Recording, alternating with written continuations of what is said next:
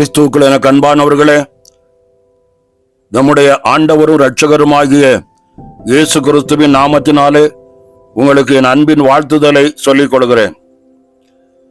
கடந்த 7 மாதங்களை முடித்து இந்த 8வது மாதத்தில் நம்மை பிரவேசிக்க செய்த தேவாதி தேவனுக்கு உள்ளத்தின் ஆழத்திலிருந்து நன்றிகளையும் துதி ஸ்தோத்திரங்களையும் ஏறெடுப்போம். இந்த 8வது மாதம் தேவனாகிய கர்த்தர் தமது பிள்ளைகளுக்கு என்ன வார்த்தையை கொடுக்க போகிறார் என்று நான் ஜெபத்தில் காத்திருந்த போது தேவன் தந்த வாக்குத்தத்த வார்த்தை 1 சாமுவேலின் புஸ்தகம் 30ஆம் அதிகாரம் 8ஆம் வசனத்தின் பின்பகுதி, அதை நீ பிடித்து சகலத்தையும் திருப்பிக் கொள்வாய் என்றார். எனக்கு அன்பானவர்களே, கடந்த மாதம் உங்களுக்கு வரவேண்டிய பலவிதமான நன்மையின் ஆசீர்வாதங்களை நீங்கள் இழந்து போயிருக்கலாம். அநேக நன்மைகள் உங்களை விட்டு கடந்து போயிருக்கலாம். உங்கள் குடும்பத்தில் காணப்பட்ட சமாதானம், சந்தோஷம், மகிழ்ச்சி, சுகவாழ்வு, பொருளாதார உயர்வு இவற்றையெல்லாம் நீங்கள் இழந்து நிற்கலாம். இஸ்ரவேலின் தேவனாகிய கர்த்தர் சொல்கிறார், நீங்கள் சகலவற்றையும் திருப்பிக் கொள்வீர்கள் என்ற அற்புதமான தேவனுடைய வார்த்தையின்படி இந்த மாதத்தை துவங்குமோ. நீங்கள் இழந்த எல்லாவற்றையும் திருப்பிக் கொள்ளும்படி தேவனாகிய கர்த்தர் உங்களுடன் இருக்கிறார். உங்களுடன் இருந்து உங்களுக்கு உதவி செய்ய வல்லவராய் இருக்கிறார். தாவீதின் வாழ்க்கை குறித்து பார்க்கும்போது, சவுலினால் துரத்தப்படும் போது பெலிஸ்தேர் தேசத்தில் தஞ்சம் புகுந்து அந்த தேசத்து ராஜாவாகிய ஆகீசுக்கு உண்மையாய் இருக்கிறான். அரசனாய் வாழ வேண்டியவன் ஆகீஸ் என்னும் ஒரு அரசனுக்கு கீழே அடங்கியிருந்து போர் சேவகனாய் இருந்து அவனுடைய யுத்தங்களை செய்து கொண்டு வந்தான்.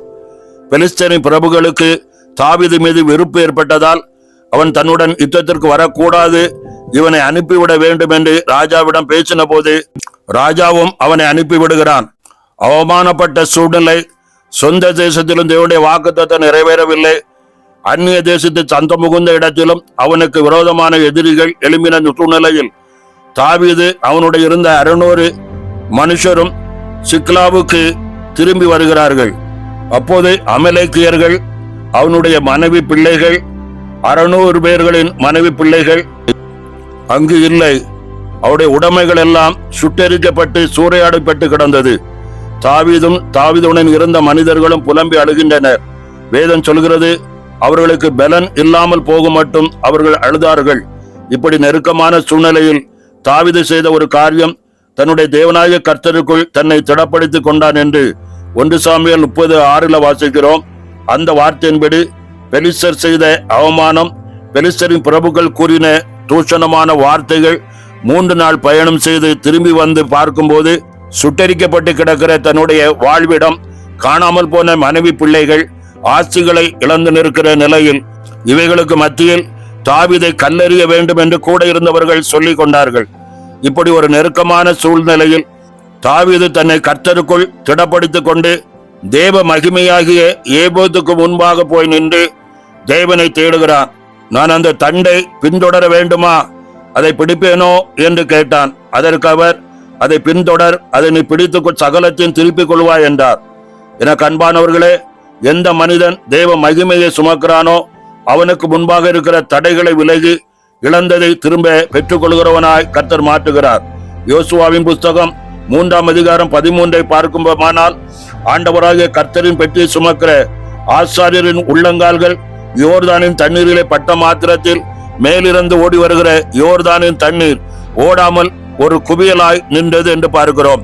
கர்த்தரின் பெட்டி என்பது தெய்வ மகிமையை குறிக்கிறது. தெய்வ மகிமையை எந்த நபர் சுமக்கிறானோ அவர்களுக்கு முன்பாக யோர்தான் ஓடாமல் ஒரு குவியலாக நிற்கும். அதே போலதான் மகிமையை சுமந்து கொண்டிருக்கும் தாவீதின் வார்த்தையை பிடித்து கொண்டு நடந்து போகிறான். 600 பேரில் 20 பேர் தங்கிவிட்டனர். 400 பேருடன் புறப்பட்டான். மேலும் 200 பேர் விடாய்த்து போனார்கள். 200 பேருடன் தொடர்கிறான்.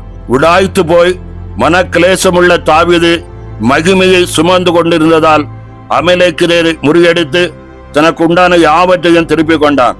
எனக்கு அன்பானவர்களே, இந்த மாதம் செய்வ சமூகத்தில் அமர்ந்திருந்து தேவ மகிமையின் வார்த்தைகளை பெற்றுக் கொள்ளுங்கள்.